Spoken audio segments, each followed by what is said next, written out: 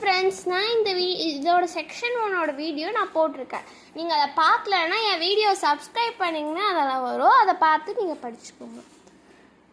A pack of wild dogs catching the scent of boar in the wild came to the spot where he had lain. Pack of wild dogs na ஓனாய் தெரியும்ல,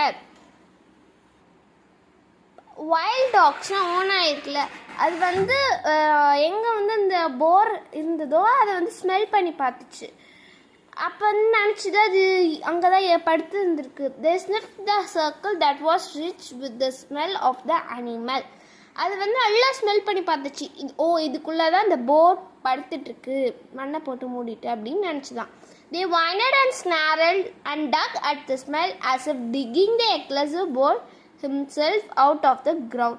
அது வந்து நல்லா என்ன பண்ணிச்சா, தோண்ட ஆரம்பிச்சிருச்சா. அதுவும் இப்போ வந்து இந்த பேர்ட் முட்டை பிடிச்சி அதை வந்து அந்த போர் தோண்டுச்சு. இப்போ வந்து அது ஓனாய் தோடுது. Finally realizing that there was no dinner to be found there, they departed their noises and tails high in the air.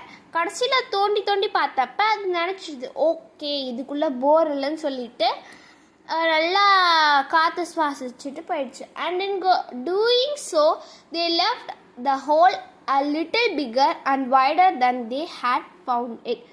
அந்த சின்ன ஹோலை வந்து இதுவும் தோண்டி தோண்டி கொஞ்சம் பெருசாக்கிடுச்சான்.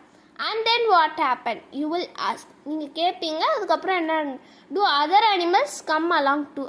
எல்லா அனிமல்ஸும் கூட இருந்துச்சான்னு கேட்பீங்க. They do indeed, my child. அவங்க யாருமே வரல. Okay, I told you the hole had a story to tell. நான் முன்னாடியே உங்ககிட்ட சொல்லியிருந்தேன்ல, இந்த ஹோலுக்கு வந்து ஒரு ஸ்டோரி இருக்குன்னு. Not long after the rain came, it poured and poured, and only those of us who have seen the monsoon will know that what that means. அந்த வந்து அந்த ஓனாயெல்லாம் தோண்டிட்டு போனதுக்கப்புறம் மழை வந்து அவ்வளோ நாளாக மழை பெய்யாதது வந்து மழை பெய்ய ஆரம்பிச்சுதான்.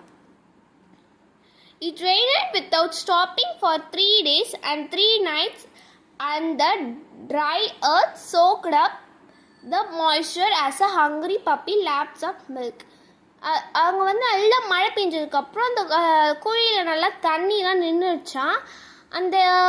அந்த காஞ்சி போன ட்ரையாக இருந்ததுல அதெல்லாம் வந்து சேராக மாறிடுச்சான். அடுத்து, the whole earth smelled wet and fresh, and even the normally serious looking people in the village went around with smiles on their face. அதுக்கப்புறம் வந்து அந்த earth என்னாச்சுன்னா ரொம்ப ஸ்மெல்டாக இருந்துதான். இந்த ஹோல் earth வந்து ரொம்ப நல்ல ஸ்மெல்லாக இருந்துதான். அதுக்கப்புறம் இந்த வில்லேஜஸில் வந்து நல்ல சந்தோஷமான மூஞ்சில் இருந்தாங்க. அப்போ நினச்சால மழையே வரல, இப்போ வந்து எல்லாருமே ஹாப்பியாக இருக்காங்க. The hole in the ground collected the water that fell, and around its edges the grasses grew brighter green.